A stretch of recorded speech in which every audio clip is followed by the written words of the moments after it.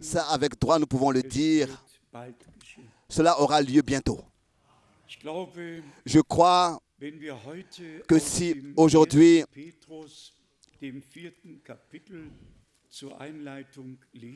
nous lisons ça comme introduction dans 1 Pierre chapitre 4, nous le faisons bien. 1 Pierre chapitre 4, versets 7 et 8 et 9 et 10. La fin de toute chose est proche. Je crois que tous, nous avons compris, aussi dans les dernières semaines, que nous sommes rapprochés très proches de la fin.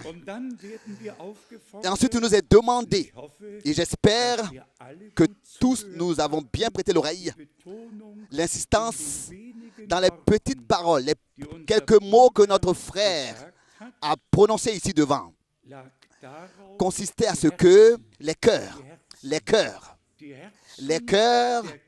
des enfants de Dieu, pas les têtes, car c'est dans les têtes qu'on discute, qu'on se querelle, mais c'est dans le cœur qu'on croit. C'est dans le cœur qu'on croit. Et c'est ce qui est important. Peut-être encore la remarque, notre frère T, dans son pays, est au-dessus de toute mesure béni et utilisé par Dieu. Je crois que l'année dernière, nous avions eu dans les réunions à Théma plus de 4000 personnes rassemblées. Plus de 4000 personnes rassemblées. Et tous croient la parole du Seigneur. Tous sont baptisés au nom du Seigneur Jésus-Christ. Nous sommes très reconnaissants à Dieu pour de tels frères de tout notre cœur. Que Dieu te bénisse richement. Merci beaucoup. Oui. Ici, nous lisons encore. La parole est adressée à nous dans 1 Pierre chapitre 4, la deuxième partie du verset 7. Soyez donc sages et sobre pour vaquer à la prière. Très, très important. Aussi dans la prière, il faut qu'on soit sobre. Simplement, avec deux pieds placés sur le fondement de la parole de Dieu. Rester fondé sur la parole de Dieu dans la prière et croire comme l'a dit les Écritures. Ensuite, au verset 8, avant tout, ayez les uns pour les autres un ardent amour, car l'amour couvre une multitude de péchés. Cet ardent amour divin couvre tout, croit tout et espère tout et supporte tout. L'amour est le lien de la perfection divine. Et si nous voulons arriver à la perfection, c'est seulement dans l'amour divin possible. Ensuite, ça continue ici. Au verset 9, exercez l'hospitalité les uns les autres sans murmure, comme de bons dispensateurs des diverses grâces de Dieu, que chacun de vous mette au service des autres le don qu'il a reçu. Donc, comme des bons dispensateurs des diverses grâces de Dieu. Maintenant, une parole adressée à nous tous, principalement, peut-être même à tous, mais particulièrement à ceux qui prêchent la parole. C'est à eux que cela est particulièrement adressé. Si quelqu'un parle, que ce soit comme annonçant les oracles de Dieu. Si quelqu'un remplit un ministère, qu'il le remplisse selon la force que Dieu communique. Afin qu'en toutes choses, Dieu soit glorifié par Jésus-Christ. C'est de ça qu'il s'agit.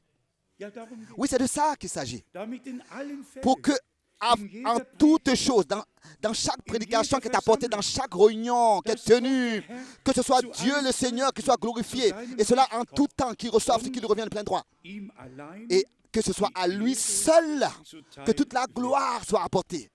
dann mit Bezug auf uns, die wir Gottes Wort Avec cela, faisons mention à nous qui prêchons la parole, qui avons à prêcher la parole.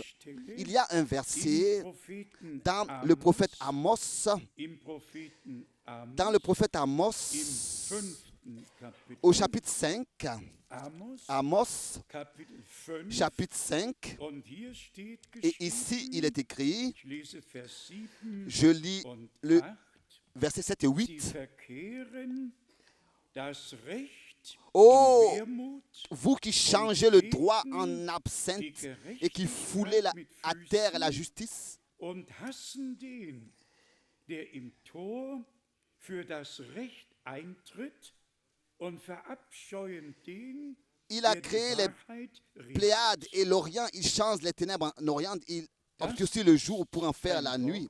Ça, c'est une parole dass adressée die Verkündigung à ceux qui beschreibt, prêchent la parole, die Verkündigung derer, la prédication de ceux sandte, que le Seigneur die envoyait, sendet. que Dieu envoie. Und das Volk hat immer Et le peuple und immer a toujours das et Recht toujours in Wermut changé le droit en absinthe und die Gerechtigkeit et foulé à terre mit Füßen la getreten. justice. Wir müssen das einfach so hinnehmen, Nous devons und considérer cela wissen, ainsi et savoir dass es so que in den Tagen cela, unseres Herrn war. que Und je c'était comme ça länger, je euh, mehr du temps de notre Seigneur. Il a lu le verset 7 et le verset 10. 10. Il haït celui qui les reprend à la porte. Et ils ont en horreur celui qui parle sincèrement. Verset 10. Verset 10. Et c'est le temps. Et cette parole est adressée à ceux qui prêchent la parole. Et nous devons comprendre, comme c'était du temps du Seigneur, ils n'ont pas reconnu ceux. Ils n'ont pas reconnu le jour de la visitation du Seigneur. Beaucoup de religions, beaucoup de réunions, beaucoup de choses. Mais ils sont passés sans prendre part et reconnaître ce que le Seigneur faisait dans leur temps. Mais la même chose se répète. Le verset 7 et le verset 10 d'Amos 5 se répètent. Ce sont des choses dans lesquelles nous ne voulons pas rentrer dans les détails. Ça ne sert à rien.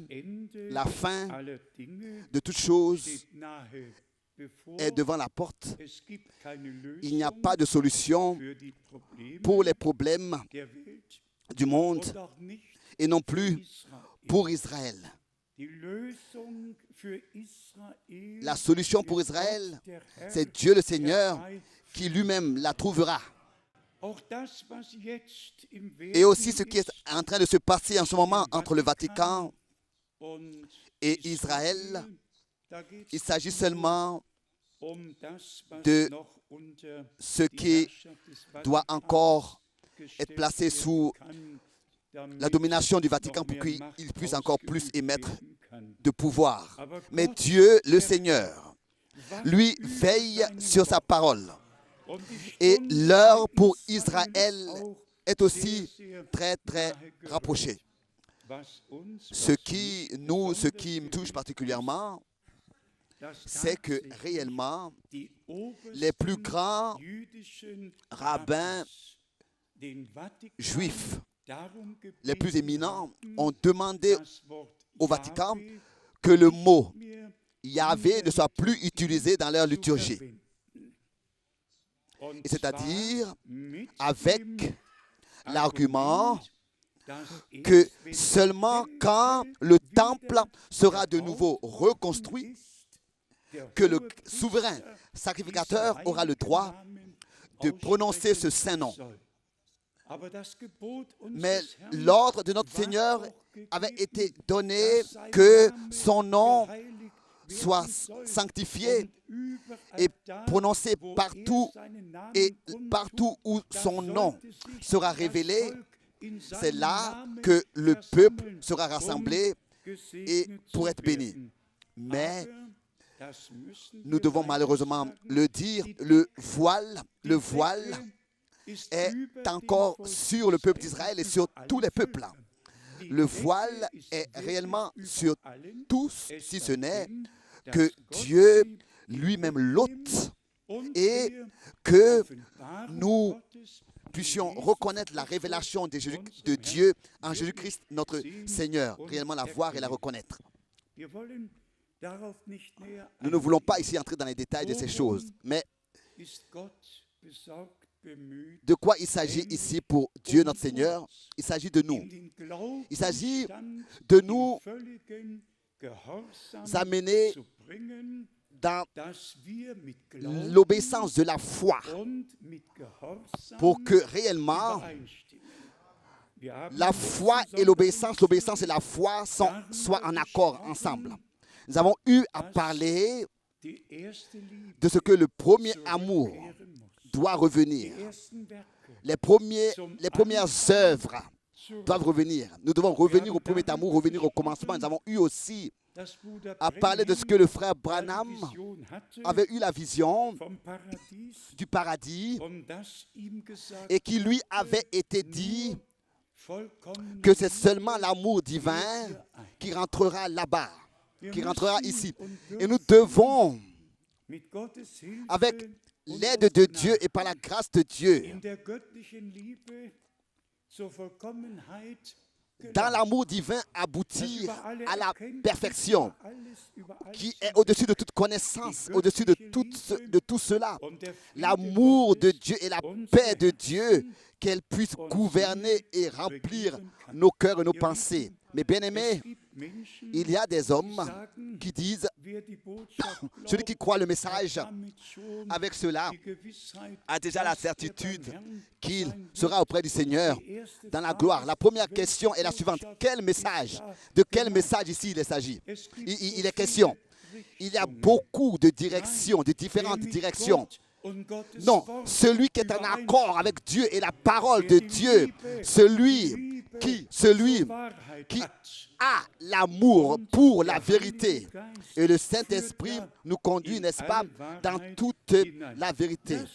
Nous voulons lire quelques versets bibliques concernant l'amour et ensuite de la loi et ensuite de la grâce pour nous représenter devant les yeux que tout ce qui a sa place dans le dessein de Dieu, la grâce, la loi, avait une place dans le royaume de Dieu.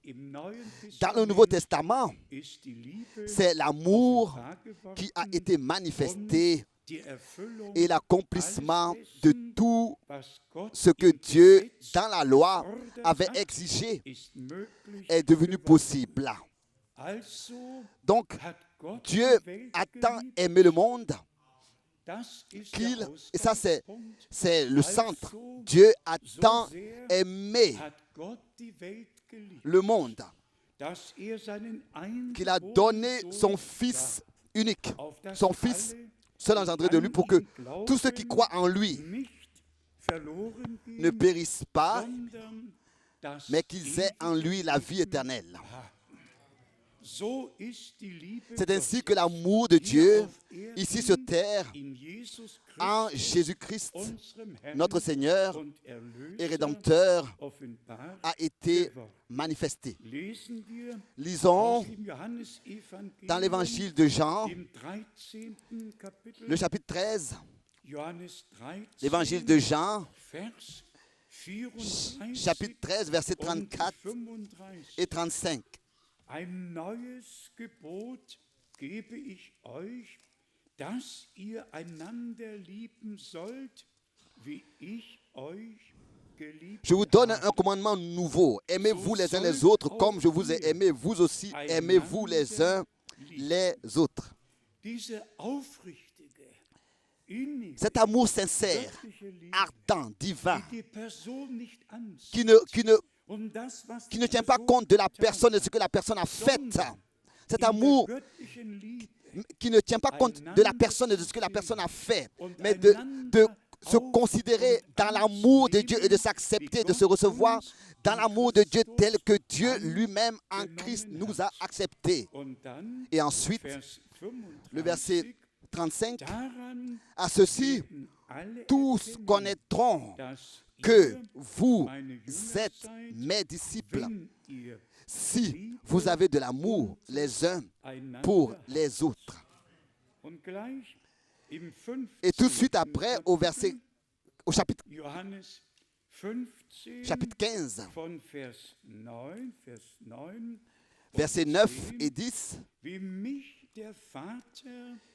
comme le Père m'a aimé, je vous ai aussi aimé. Demeurez dans mon amour. Si vous gardez mes commandements, vous demeurerez dans mon amour, De même que j'ai gardé les commandements de mon Père et que je demeure dans son amour. Ici, nous avons déjà le contexte, c'est-à-dire de demeurer dans ce que Dieu, dans sa parole, a ordonné ou bien exige ou demande. Ensuite, nous voyons dans Romains 13, nous avons ensuite cette description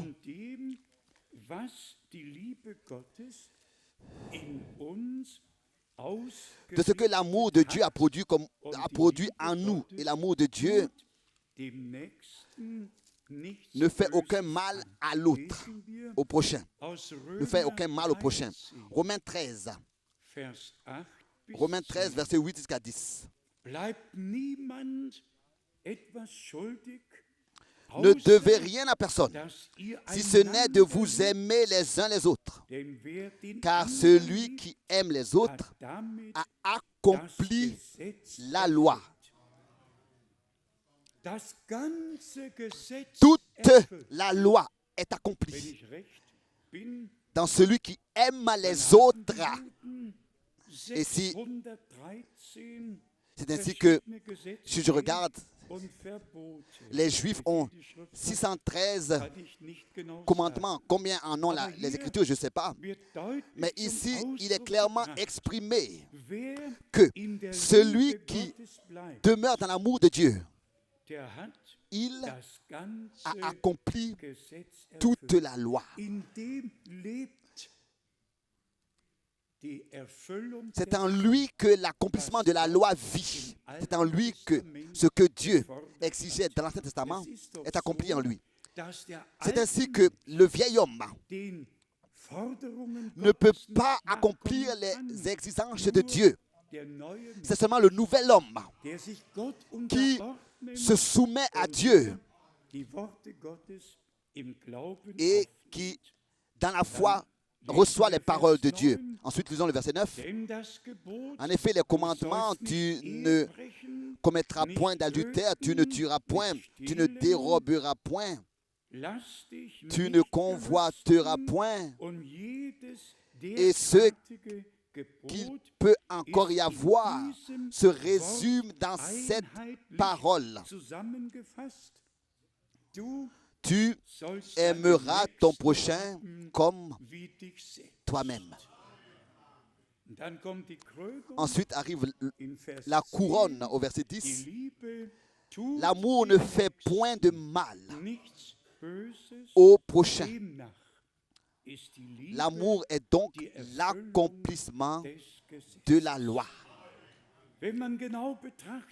Si nous considérons cela exactement, c'est ainsi que Dieu a donné la loi pour nous convaincre de la transgression. Lisons dans Galates, le chapitre 5, Galates, chapitre 5. Ici, nous lisons à partir du verset 13, Galates, chapitre 5, verset 13. Frères, vous avez été appelés à la liberté. Seulement, ne faites pas de cette liberté un prétexte de vivre selon la chair, mais rendez-vous par amour serviteurs les uns des autres. Mais servez-vous par amour les uns les autres. pas dans des vouloir avoir raison, bien vouloir savoir mieux les choses, mais servez-vous les uns les autres dans l'amour. Encore le verset 14. Car toute la loi est accomplie dans une seule parole. Celle-ci, tu aimeras ton prochain comme toi-même. Et ensuite,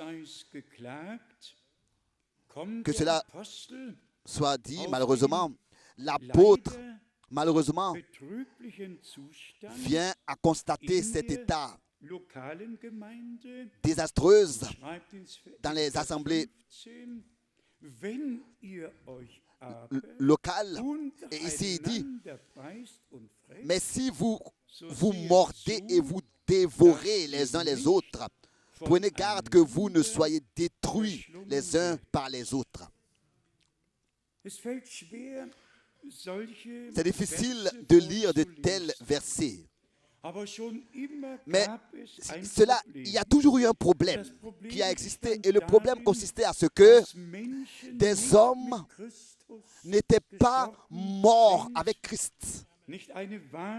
Leur vieil homme, ils n'ont pas réellement expérimenté une conversion réelle et une nouvelle naissance. Et leur propre moi et leur propre caractère est encore toujours présent. Si on considère l'un avec l'autre ces trois versets, la fin du verset 13, mais rendez-vous par amour, serviteurs les uns des autres. Ensuite, verset 15. Ensuite, verset 14. Car toute la loi est accomplie dans une seule parole. Celle-ci, tu aimeras ton prochain comme toi-même. Et ensuite, la constatation triste. Mais, si vous vous mordez et vous dévorez les uns les autres, si parmi vous, cela ne peut pas s'accomplir, si Dieu ne peut pas produire cela, que son amour divin entre vous, les uns les autres, parmi vous, soit manifesté, soit visible dans vos rapports avec les autres, mais que vous vous mordiez les uns les autres et vous dévorez, prenez garde que vous ne soyez détruits les uns par les autres. Bien mes frères et sœurs, je le dis avec un cœur sincère. Ma constatation est que l'amour de Dieu en nous tous a cru.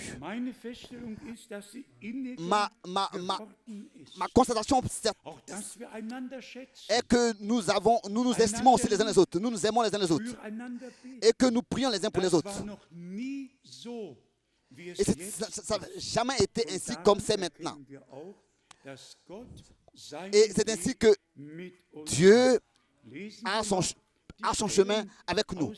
Et je constate que l'amour de Dieu les uns pour les autres, l'amour les uns avec les autres et pour les autres, ça croît. Ça croît. Et je voudrais encore lire des versets qui traitent ce sujet. Jacques, dans le chapitre 2, Jacques, dans le chapitre 2, lis le verset 8 jusqu'au verset 13.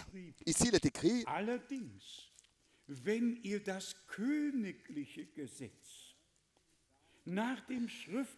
si vous accomplissez la loi royale, selon l'Écriture, ici il s'agit de l'accomplissement de la loi royale. Du 11e commandement, tu aimeras ton prochain comme toi-même. Parlant du commandement du premier commandement, du commandement le plus important. Tu aimeras ton prochain comme toi-même.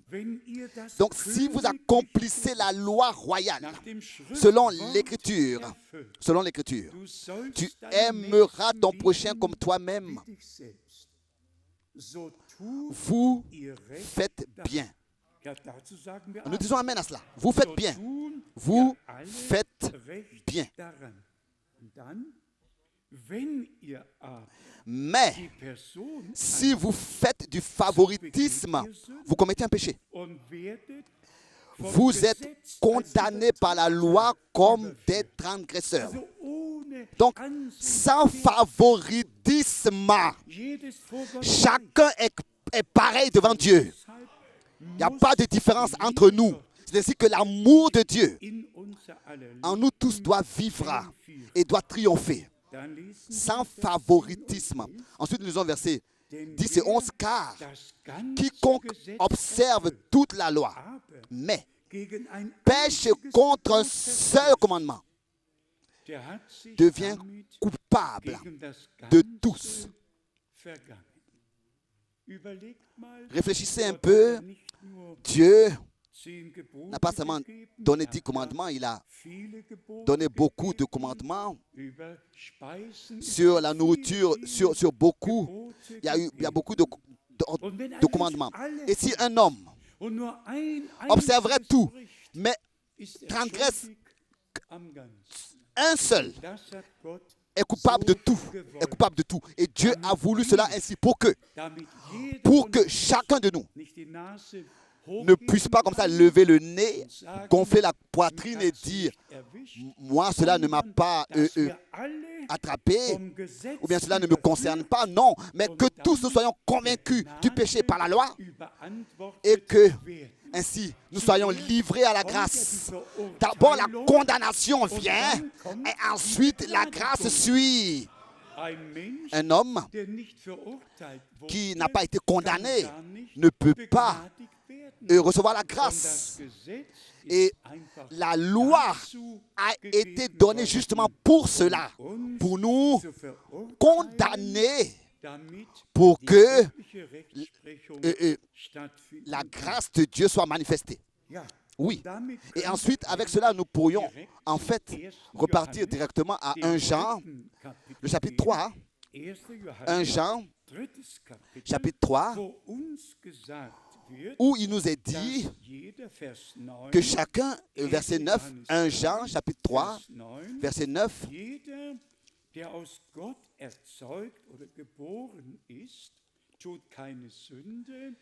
quiconque est né de Dieu ne pratique pas le péché parce que la semence de Dieu demeure en lui et il ne peut pécher parce qu'il est né de Dieu.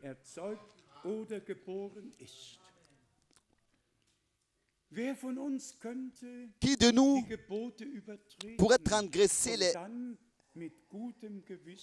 les ordonnances de Dieu, les commandements de Dieu et vivre comme ça avec une bonne conscience, continuer à vivre malgré tout avec une bonne conscience? Ce n'est pas possible. Dieu nous a accordé la grâce de vivre, de pouvoir vivre sa parole et la mettre en pratique sans nos propres efforts. Ensuite, à partir du verset 4, il est écrit, au verset 4, 1 Jean 3, verset 4, quiconque pratique le péché transgresse la loi. Et le péché est la transgression de la loi. Maintenant, le verset 7. Petits enfants, que personne ne vous séduise. Celui qui pratique la justice est juste, comme lui-même est juste. Ici, ensuite, nous allons à Romains, le chapitre 8. Ici, il est montré le juste par la foi, non, celui qui est déclaré juste par la foi en Jésus-Christ, notre Seigneur, et l'œuvre accomplie de la rédemption. Romains, chapitre 8, verset 1. Il n'y a donc maintenant aucune condamnation pour ceux qui sont en Jésus-Christ. Pour aucun d'eux, pour aucun de nous, il y a une condamnation. La condamnation a été placée sur notre Seigneur. Il a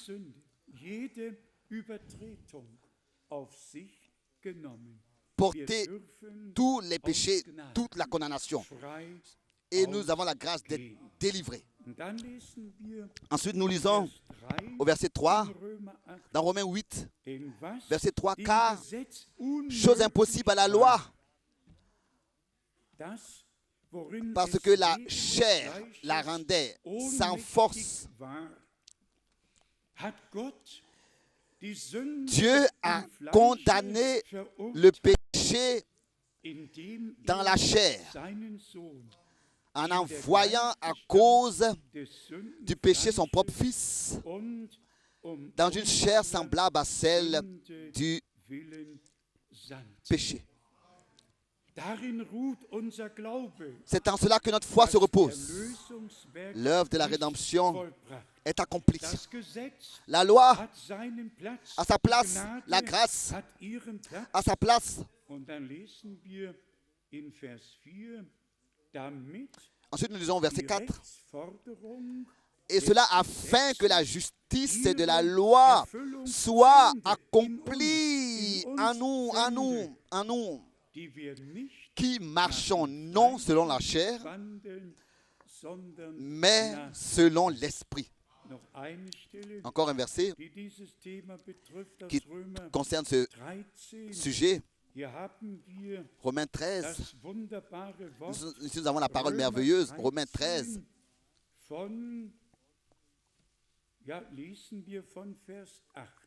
À partir du verset 8.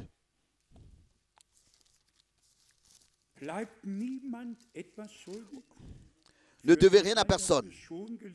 Nous avons déjà lu cela, mais faisons-le encore. Ne devez rien à personne, si ce n'est de vous aimer les uns les autres. Car celui qui aime les autres a accompli la loi. Et encore, le verset 10.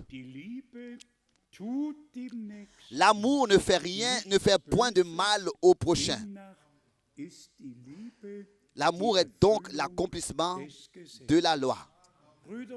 Bien-aimés frères et sœurs, nous pourrions encore lire tout un nombre de versets bibliques qui parlent de l'amour. Nous avons mis l'importance là-dessus. L'amour à Dieu et l'amour à la vérité. Et ça, c'est en nous devenu vrai. Que Dieu lui-même a fait en sorte que cette liaison intime à lui et à sa parole pouvait s'accomplir. Et ça, c'est aussi un grand don de notre Dieu.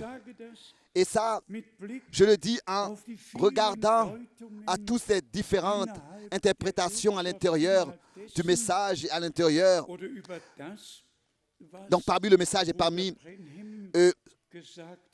donc, dans ce que Frère Branham a dit et dans ces citations. Ici, à cet endroit, tout est clair. Et pourquoi est-ce que c'est clair pour nous? C'est parce que nous avons toujours considéré la parole de Dieu comme la dernière autorité valable. Et que, par la grâce de Dieu, nous avons pu ordonner tout à sa place, placer tout à sa place. Il y a un point, par exemple, qui m'aide sur le cœur. J'ai la citation avec moi de la prédication de Frère Branham du 17 mars 63, où Frère Branham a fait cette citation que ce septième ange est sur terre pendant le temps où l'ange de l'Alliance, Apocalypse 10, descend. Et c'est de cette citation qu'une incompréhension terrible a apparu, disant que le Seigneur doit être déjà revenu pendant le temps des jours de Frère Branham ici sur cette terre. Et imaginez-vous, une fois, nous avons déjà eu à sortir cela de l'Internet. Et ici, il n'est réellement pas écrit le septième ange, mais ce septième ange. Pas le septième ange, mais il est écrit bien ce septième ange, c'est-à-dire faisant mention du septième ange, des trompettes. Donc il n'est pas dit le, mais ce septième ange. Ensuite, dans Apocalypse, nous voyons que au chapitre 10, au verset c'est l'annonce qui est faite, mais dans Apocalypse 11, verset 15, il est dit que l'ange sonne la trompette et nous voyons le royaume établi. Et au chapitre 10, au verset 7, cela est annoncé à l'avance. Comment est-ce que cela allait s'accomplir? Pour moi, c'est précieux. C'est précieux quand on respecte chaque verset et qu'on lit exactement comment est-ce que c'est écrit, pour comprendre aussi ce qui a été dit et comment est-ce que ça a été dit, respectant le contexte et comprendre où est-ce que cela doit être placé et savoir comment est-ce que les choses ont été ordonnées par Dieu dans son ordre. Et imaginez-vous un peu, j'espère que les frères ne nous en veulent pas, mais presque tous dans le message croient à cause de cette incompréhension que William Branham était le 7e ange duquel il a été fait mention dans cette citation, parce que frère Branham ici dit, je ne sais pas moi qui le dis, c'est ainsi dit le Seigneur. Je vous le lis de la Bible. Et ensuite, pour eux, c'est ainsi dit le Seigneur. Et ensuite, il le lit même de la Bible. Mais il le lit de la Bible, là, s'il vous plaît. Et dans la Bible, il est écrit, il est parlé du 7e ange des trompettes. Et ensuite, il dit, mot à mot, ce 7e ange est sur terre pendant le temps de cette venue de l'ange de l'Alliance d'Apocalypse 10. Qu'est-ce que nous pouvons faire? Nous pouvons faire que prier. Nous ne pouvons que prier pour que Dieu puisse lui-même, dans les pensées, dans le cœur de ces hommes, apporter cette correction. Et cela dans toutes les langues, les nations et les pays. Que ce soit Dieu lui-même qui le fasse. Car l'Église de Dieu n'a pas mérité d'être conduite dans la confusion. L'Église épouse sera appelée de toute la confusion, de tout le désordre, pas pour encore être conduite dans un désordre et dans une confusion. Des hommes qui n'ont pas un ministère, qui n'ont pas été appelés, osent interpréter les Écritures ou bien alors expliquer ce que frère Branham a dit. Je vous dis, pour moi, de telles choses sont très importantes. Il n'y a qu'une seule vérité.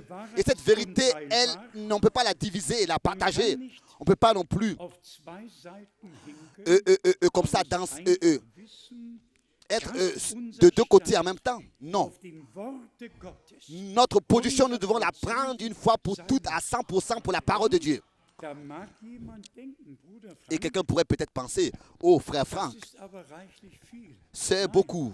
Hein, c'est beaucoup ce que tu dis. Non, c'est tout ce que Dieu a à nous donner. Nous sommes et nous revendiquons être une parole épouse, une épouse parole, pardon, une épouse parole. Donc, aucune interprétation a le droit d'exister parmi nous, mais seulement la parole de Dieu et encore une fois la parole de Dieu du commencement jusqu'à la fin. Et c'est ainsi que nous reconnaissons comme c'est important de croire comme le dit les Écritures. Et c'est ainsi que nous reconnaissons aussi comment est-ce que c'est important, comme le Seigneur l'a dit. Je vais, mais l'Esprit de la vérité vient et c'est lui qui vous conduira dans toute la vérité. Ici, et ça je le dis ce soir ouvertement, nous avons réellement parfois aussi un problème avec les traducteurs, les traductions des Bibles. Ici par exemple, notez-vous ce verset, 1 Corinthiens 15, verset 23. Lors de sa venue, dans la Bible anglaise et dans toutes les autres Bibles, il est seulement écrit lors de sa venue. Mais ici, il est écrit lors de son retour. Mais 1 Corinthiens 15 ne parle pas d'une venue, mais parle de son retour. Ici, il est dit lors de son avènement. Et ici, c'est en relation avec la première résurrection et la transformation de nos corps et l'enlèvement. Dans Jean 14, au verset 3.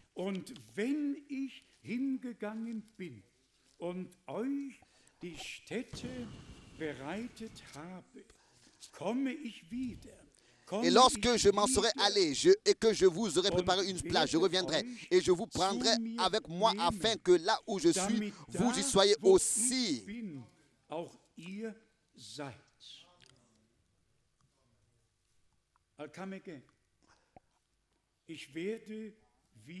Je reviendrai. Et ensuite nous lisons pour que tous puissent savoir, aussi tous dans les autres langues, où est-ce que cette place, où est-ce que ce mot avènement a été mal utilisé, malheureusement, dans les différentes traductions.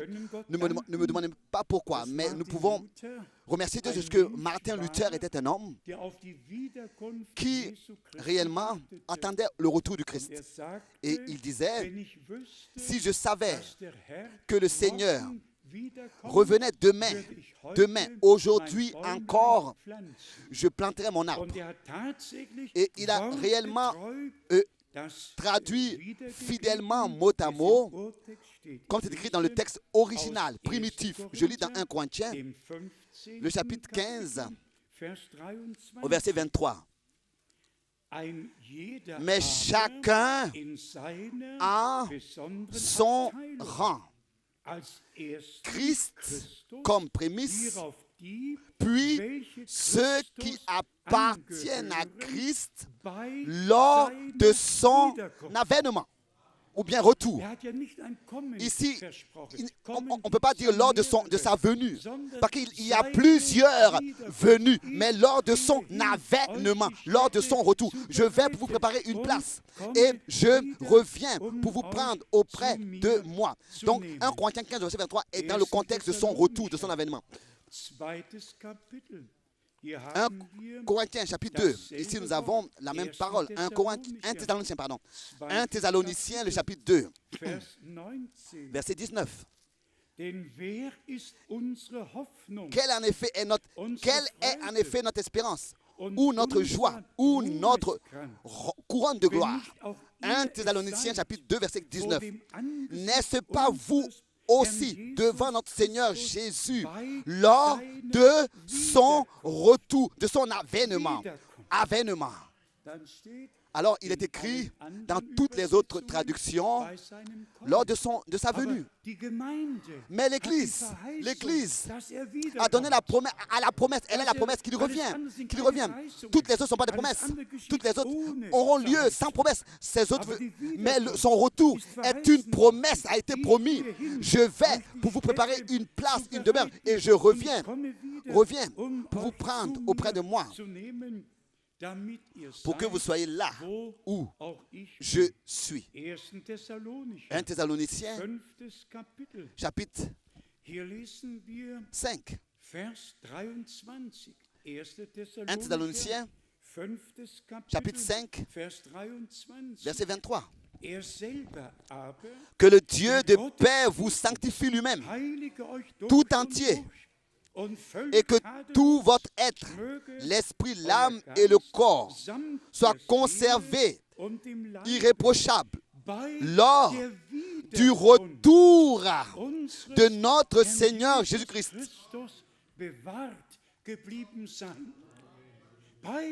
Lors du retour de notre Seigneur Jésus-Christ.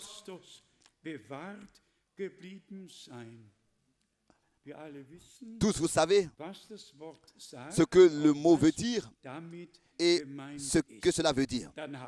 Ensuite, nous avons dans 2 Pierre, particulièrement dans 2 Pierre, Dans 2 Pierre, le premier chapitre, ici nous avons la promesse qui a été encore mentionnée ici en relation avec le retour du Seigneur. Dans 2 Pierre, le chapitre 1, et ici, nous lisons à partir, à partir du verset 16. À partir du verset 16. Ce n'est pas en effet en suivant des fables habilement conçues que nous vous avons fait connaître la puissance et l'avènement de notre Seigneur Jésus-Christ. Mais c'est comme ayant vu sa majesté de nos propres yeux.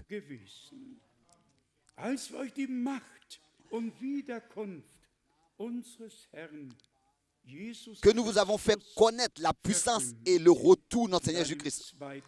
Ensuite, dans 2 Pierre, chapitre 3, ici encore, dans toute la clarté, il est dit dans 2 Pierre, chapitre 3, verset 4. Ils disent, lisons le verset 3 avant le verset 4. 2 Pierre chapitre 3 verset 3. Sachez avant tout que dans les derniers jours, il viendra des moqueurs avec leur raillerie et marchant selon leur propre convoitise. Ils disent, où est la promesse de son avènement, de son retour? Il a promis de revenir. Et ici, il a été écrit là-dessus. Pas seulement Dr. Dechner a écrit là-dessus et s'est moqué de cette promesse que le Seigneur a promis de revenir et qu'autrefois on attendait déjà son retour et qu'aujourd'hui encore, on fait qu'attendre encore, il n'est pas encore revenu et que cela ne s'est pas encore accompli. Tous nous savons que Dieu a un temps et qu'il ne va pas venir trop tard, il ne va pas tarder, mais que tout va s'accomplir au temps convenable. Et que nous n'attendons pas en vain, Nous n'attendons pas en vain. Notre Seigneur revient, il revient dans notre temps. Lisons encore le verset 4.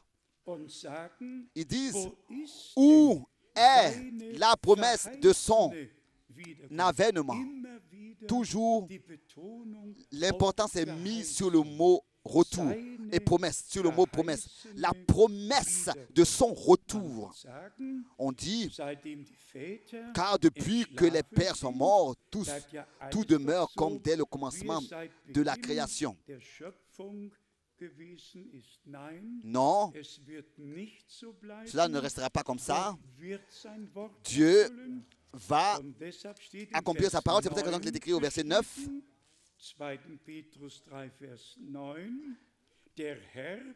2 Pierre chapitre 3 verset 9, le Seigneur ne tarde pas dans l'accomplissement de la promesse.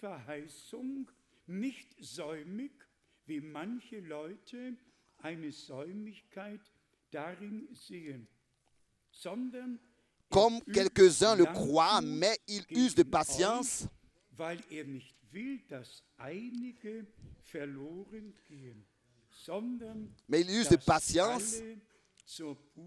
envers vous, ne voulant pas qu'aucun périsse, mais voulant que tous arrivent à la repentance. Résumons cela pour tous nos frères, particulièrement dans les autres langues, où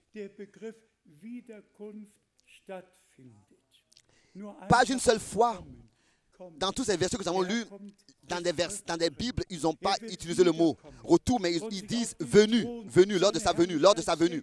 Il s'assiera sur le trône de sa gloire et il y a plusieurs venues et tout perdant. Il viendra, s'assiera sur son trône de gloire et les nations seront devant lui. Ou bien alors, comme c'est écrit dans le chapitre 2, il viendra et il viendra aussi, comme c'est écrit dans Zacharie, son pied sur la montagne des Oliviers, etc. La Bible parle de plusieurs venues du Seigneur, mais ici, il s'agit de son avènement, de son avènement promis, de son retour promis. Je vais, pas seulement une venue, mais un retour, un avènement. Je vais pour vous prendre Je vais vous préparer une place et je reviens pour vous prendre près de moi, pour que vous soyez là où je suis. Tous les frères, dans les différentes langues, s'il vous plaît, acceptez cela ainsi. Acceptez cela ainsi. Dans cette Bible, vous pouvez le lire. Parfois, on entend particulièrement des traductions qui sont âgées de 400 ans, de combien d'années passées. Comment est-ce que la traduction avec effort a pu être faite? Mais nous pouvons réellement remercier le Seigneur de ce qu'il y a eu des hommes qui ont expérimenté d'abord une conversion réelle. Ce n'est pas seulement qu'ils maîtrisaient une langue, mais ils avaient aussi une expérience avec le Seigneur et avaient aussi la révélation pour pouvoir traduire. Résumons de quoi il s'agit ici et de ce qui a été dit. Dieu a donné des promesses et a donné la loi et a donné la grâce et toutes choses à sa place, toutes choses à sa place. Et ensuite, c'est ainsi qu'il a dans notre corps, dans notre cœur, déversé son amour par le Saint-Esprit. Aucun homme ne peut se l'accorder. Ça, c'est une expérience avec Dieu. Une expérience avec Dieu. Et la plupart, cela est lié au baptême du Saint-Esprit. Que toute la plénitude de l'amour de Dieu habite et est déversée dans nos cœurs. Que ce n'est pas seulement des dons qui sont exercés, mais toute la plénitude de l'amour de Dieu est visible. Où est-ce que tous ont abouti avec tous leurs dons? Où est-ce qu'ils sont allés avec tous leurs dons? Regardons les mouvements pentecôtistes, regardez tous les dons qui sont exercés.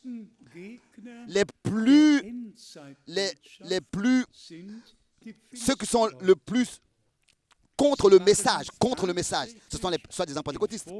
Ils nous font le reproche que nous rejetons la Trinité et que nous rejetons le baptême trinitaire, etc., etc. Les plus grands adversaires du message sont justement parmi les pentecôtistes. Mais nous remercions Dieu de ce qu'il n'est pas seulement resté à donner des dons, mais il nous conduit plus loin par son esprit dans sa parole. Comme notre frère déjà au commencement le disait, ça c'est la promesse principale qui avant le retour de Jésus-Christ doit s'accomplir et devait s'accomplir, que le cœur des enfants de Dieu maintenant soit ramené au Père apostolique et qu'à la fin il soit cru comme au commencement il a été cru. Et cela est en accord avec ce qui est écrit dans 2 Corinthiens, le chapitre 6. Vous, mon peuple, pas vous tous qui, ici, tenez des réunions charismatiques et croyez ce que vous voulez. Non, tout en croyant ce que vous voulez. Mais vous, mon peuple, sortez du milieu d'eux, ne touchez à rien d'impur, séparez-vous, mon peuple. Bien-aimés frères et sœurs, peut-être que je vous dois de vous dire encore rapidement quelques paroles sur le voyage qui a eu lieu en février au Pakistan. En général, je le fais au commencement de la réunion, mais l'appel et l'ordre de notre Seigneur de prêcher l'évangile du royaume à tous les peuples, les langues et les nations. La bonne nouvelle du royaume. Et que c'est ainsi qu'après la fin viendra à lieu. Et si maintenant, je me rappelle aux 6 réunions qui ont eu lieu dans 4 villes, à Karachi, à Lahore, à Islamabad, à Rawalpindi, et il y a eu au moins 2000 personnes qui ont écouté la parole du Seigneur. Et tous, nous avons, n'est-ce pas, par les médias, entendu et pas eu les meilleures impressions du pays, mais jusqu'à maintenant, les chrétiens, dans leur petit quartier, c'est-à-dire là où ils sont séparés des musulmans, des appartements des musulmans, c'est là que les chrétiens ont la liberté, comme nous ne l'avons pas ici en fait. Dans chaque réunion, je vous dis que les haut-parleurs sont même dans les rues. Et tout le quartier peut aussi écouter la parole de Dieu et a écouté la parole de Dieu. Et parfois, les réunions ont duré jusqu'à minuit. Donc, nous remercions Dieu. Aussi dans un pays islamique, Dieu a son peuple là, a ses élus qui sont appelés à sortir et qui maintenant écoutent la voix de Dieu. Et alors que particulièrement ces deux frères, je ne sais pas si je devrais les nommer de nom, me disait frère Franck, alors qu'en 1972, tu étais venu pour la première fois au Pakistan, ici. Nous étions présents. Et regardez maintenant le fruit que Dieu, dans le déroulement des années, j'ai été souvent là-bas et maintenant j'ai vu le fruit, j'ai pu voir le fruit qui a produit. Tous sont baptisés au nom du Seigneur Jésus-Christ. Et tant qu'on peut le constater, sont demeurés dans l'équilibre et dans la parole. Ça, aujourd'hui, c'est une grâce de Dieu. De trouver des frères qui restent, demeurent dans l'équilibre et qui aussi restent dans l'équilibre et qui retrouvent le message dans la Bible et la Bible dans le message, mais qui n'en font pas deux choses, mais qui retrouvent le message dans la Bible et la Bible dans le message. Et c'est ainsi que Dieu a béni et il continue à le faire et qu'il nous bénisse aussi pendant ce week-end. J'ai dans le cœur que particulièrement tous les jeunes qui n'ont pas encore fait une expérience du salut avec Dieu, qu'ils la fassent aujourd'hui. Je ne sais pas si nous pourrions venir tous devant, mais il est écrit. Si aujourd'hui vous entendez sa voix, pas si vous l'entendrez demain, mais si vous entendez sa voix aujourd'hui, si vous entendez sa voix aujourd'hui, s'il vous plaît, acceptez l'appel. La chorale nous a chanté ce merveilleux cantique. Come home, reviens à la maison. Le Seigneur appelle encore. Venez à moi, vous tous qui êtes fatigués et chargés. Je vous donnerai du repos pour vos âmes. La conversion doit avoir lieu avant toute chose. Pas simplement dire je crois au message. Bien sûr que frère Branham, une fois, a dit à des gens qui étaient baptisés de cet esprit que le meilleur signe que vous ayez reçu vraiment le Saint-Esprit, c'est que vous croyez la parole que Dieu a promise pour cette heure, pour ce jour, pour cette époque. Cette citation a été aussi tordue et ils disent, si on croit la parole, alors on est baptisé de cet esprit. Imaginez-vous une telle chose. Bien mes frères et sœurs, tout a été transformé et tordu et renversé sur la tête, tel que depuis le commencement, a été tordu. Comme par exemple, faisons la maintenant image. Ils ont transformé, ils ont tordu, ils ont interprété toutes ces citations de la Bible. C'est comme ça que cela s'est répété encore. Et cela est une douleur. Et la responsabilité que nous avons est que nous puissions donner seulement raison à Dieu en toutes choses. Et donner raison toujours seulement aux Écritures. Et nous soumettre aux Écritures pour qu'il puisse avoir son chemin avec nous. Et comme dans l'amour divin, nous puissions, dans l'amour divin, oui, arriver à la perfection. Et l'amour est envers Dieu, envers sa parole et envers les uns les autres. Et c'est le Seigneur qui le produit maintenant en nous. Tous. Que nous puissions tous comprendre tout de la bonne manière. ce n'est pas à cause de moi, c'est à cause à cause du Seigneur, parce que c'est lui qui l'a promis. Et c'est ainsi que c'est lui qui nous ouvre l'intelligence et la compréhension pour toute l'Écriture. Nous pouvons aussi mettre Apocalypse 10 à sa place, comme Apocalypse 8 et Apocalypse 11 à sa place, et tous les autres chapitres, nous pouvons les mettre à leur place. Et tout cela par la grâce de Dieu. Pourquoi? Parce que nous n'avons pas une propre opinion et une propre connaissance, seulement parce que nous nous sommes laissés enseigner par Dieu et par le Saint-Esprit, conduits dans toute la vérité. C'est peut-être raison que réellement, nous demandons à tous les frères dans le monde entier, dans tous les peuples, les langues et les nations,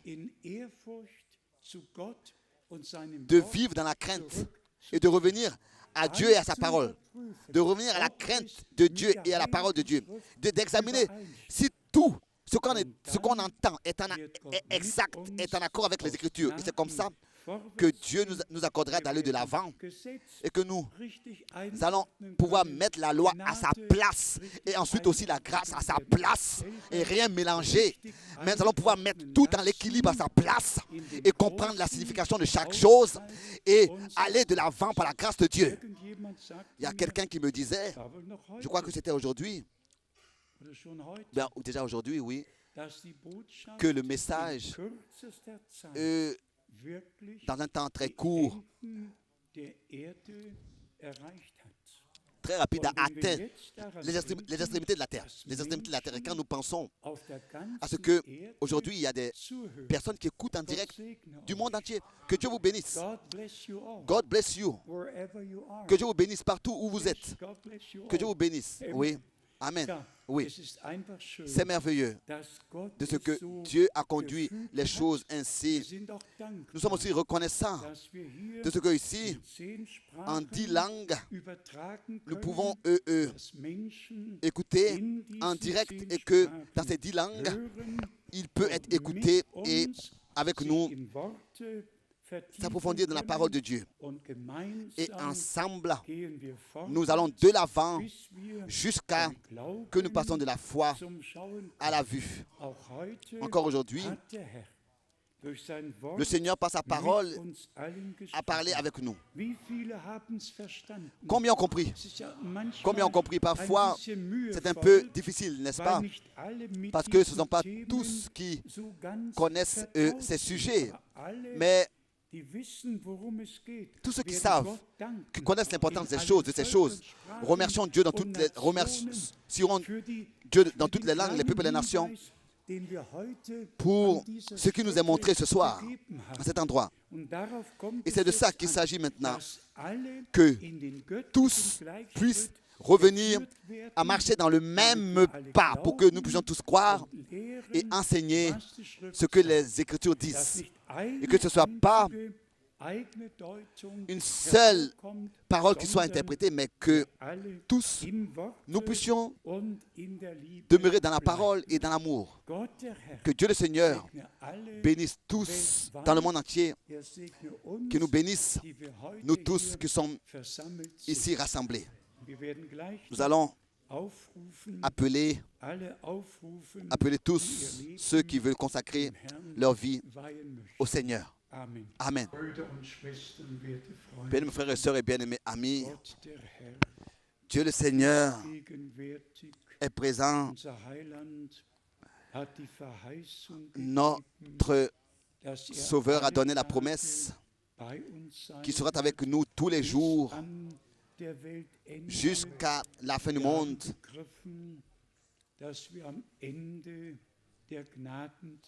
Nous avons compris que nous sommes arrivés à la fin du temps de la grâce. S'il vous plaît, particulièrement à tous les jeunes,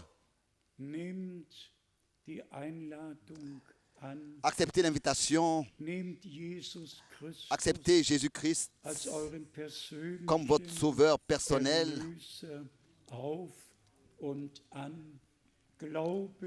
Croyez que Dieu était en Christ, réconciliant le monde avec lui-même. Croyez que le Rédempteur, dans sa chair, dans le corps de sa chair,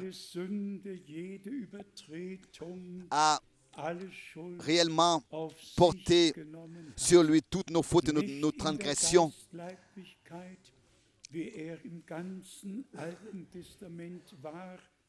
Pas dans son corps spirituel comme il était dans l'Ancien Testament et marchant dans le jardin d'Éden, mais dans son corps de chair. C'est ainsi qu'il a porté tout ce que l'homme a hérité par la chute. Il a versé son sang précieux. Il a fait la nouvelle alliance et il appelle tous, venez à moi, vous tous qui êtes fatigués et chargés, je vous donnerai du repos et du rafraîchissement pour vos âmes. Ne cherchez pas dans ce monde la paix ou le repos, c'est trop tard. Vous n'allez pas le trouver. Vous n'allez pas trouver ce que vous cherchez dans ce monde. Comme un cantique le dit, ils cherchent ce qu'ils ne trouvent pas dans l'amour, dans le bonheur et la joie. Ils reviennent chargés de péché et insatisfaits. Ce monde n'a rien à vous accorder pour l'éternité. Ce monde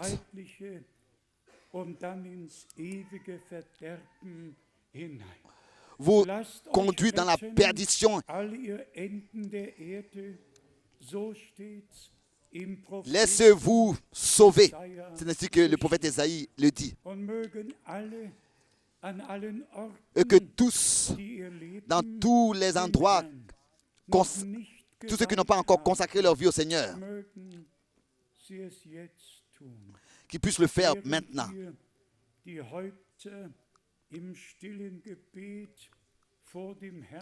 Alors que nous sommes dans la prière devant le Seigneur et que nous prions maintenant les uns pour les autres, je voudrais demander, pendant que personne regarde autour de lui, celui qui veut lever les mains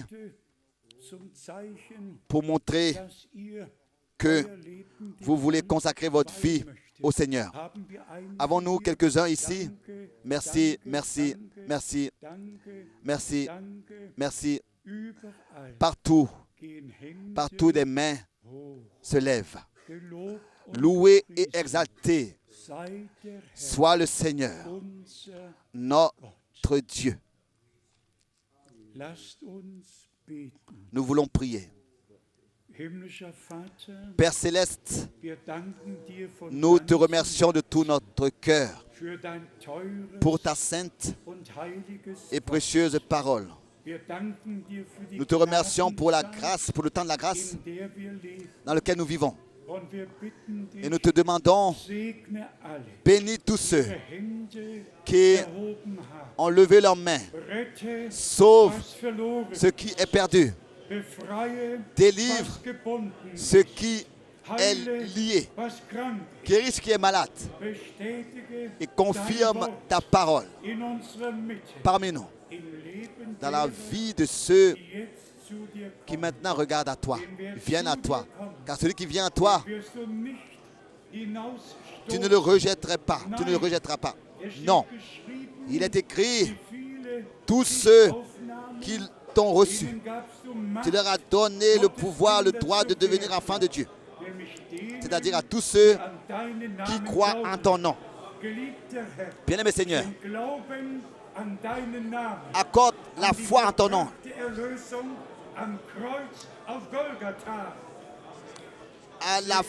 Par la foi en l'œuvre accomplie de la rédemption sur la croix à Golgotha, particulièrement aux jeunes, que cela soit le jour que tu as fait pour eux.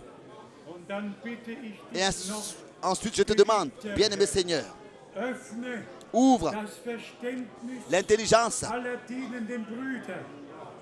pour les Écritures à tous les frères dans le ministère et à tous les croyants, dans tous les pays et dans toutes les langues. Que toi-même, tu puisses ouvrir la compréhension pour les Écritures et conduis-nous dans ta parole, dans ton dessein du salut, dans ton amour divin. Accorde-nous à tous l'amour pour la vérité, l'amour pour toi, pour ta parole et les uns pour les autres, pour que le monde puisse reconnaître que nous sommes tes disciples. Ô Seigneur, accorde des cœurs reconnaissants, accorde la louange et l'adoration. Ô Dieu, ensemble, nous élevons nos voix pour te remercier, pour t'apporter la reconnaissance. Tu es fidèle, tu es digne, ô toi agneau de Dieu, tu es digne. Tu as pris le livre, tu as brisé les sceaux, tu as ouvert tous les mystères de la Genèse jusqu'à l'Apocalypse, chapitre 22. Tu as envoyé ton serviteur le prophète. Nous te remercions de ce que son message, qui est ta parole, va dans le monde comme précurseur. Ta parole va dans le monde comme précurseur avant ton retour. Ainsi, nous avons la grâce de reconnaître que maintenant nous vivons dans le dernier laps du temps de la grâce et que le Seigneur, parmi son peuple, fait l'histoire du salut.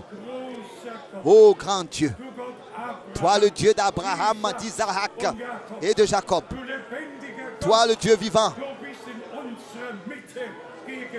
tu es présent parmi nous. Aussi certain que tu parles avec nous, aussi certain tu sauves, tu guéris, tu délivres et tu bénis.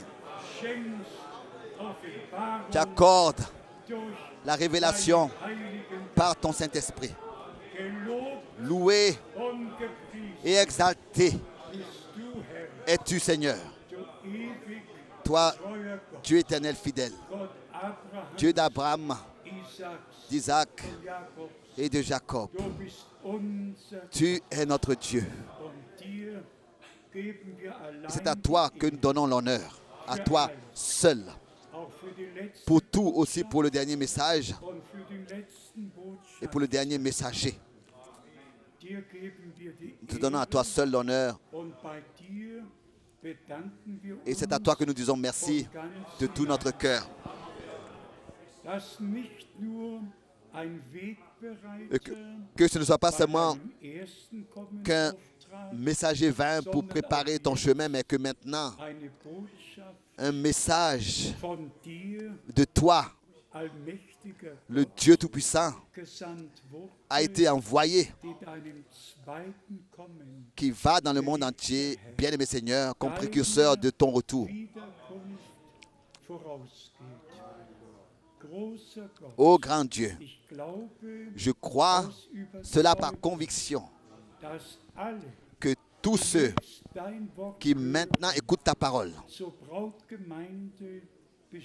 sont déterminés à former l'épouse et qu'ils sont les fils et les filles de Dieu, qui ont trouvé grâce auprès de toi. C'est ainsi que nous te demandons ensemble que tu puisses achever ton œuvre de rédemption dans ton Église, et cela par ton amour divin. Nous te remercions de ce que nous avons la grâce d'écouter, ce que l'Esprit maintenant dit à l'Église.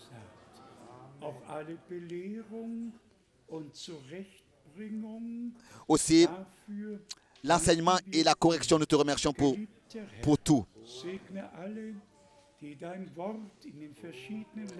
Bénis ta parole dans tous ceux qui écoutent ta parole, dans les différents pays, dans tous les continents, dans chaque ville, dans chaque pays.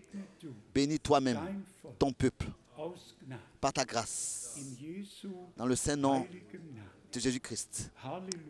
Alléluia. Que tout le peuple dise Alléluia.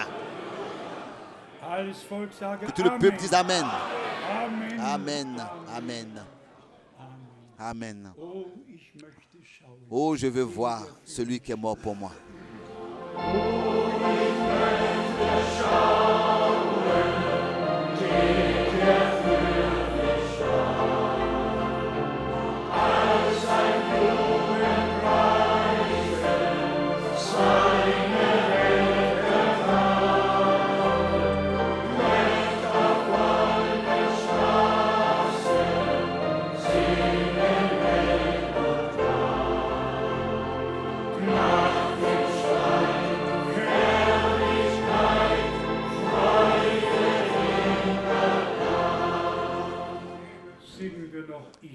J'entends encore, je l'aime, je l'aime.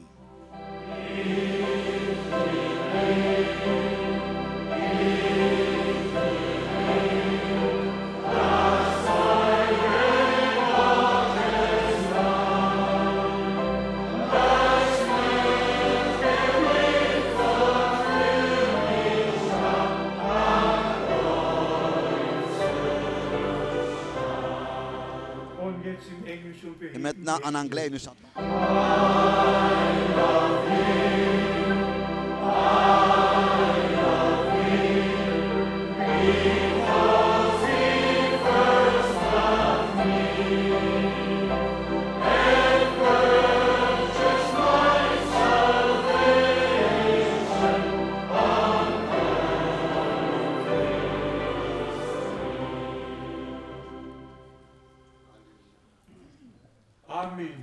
Amen. Avez-vous accepté la parole? Alors soyez bénis dans le saint nom de Jésus-Christ.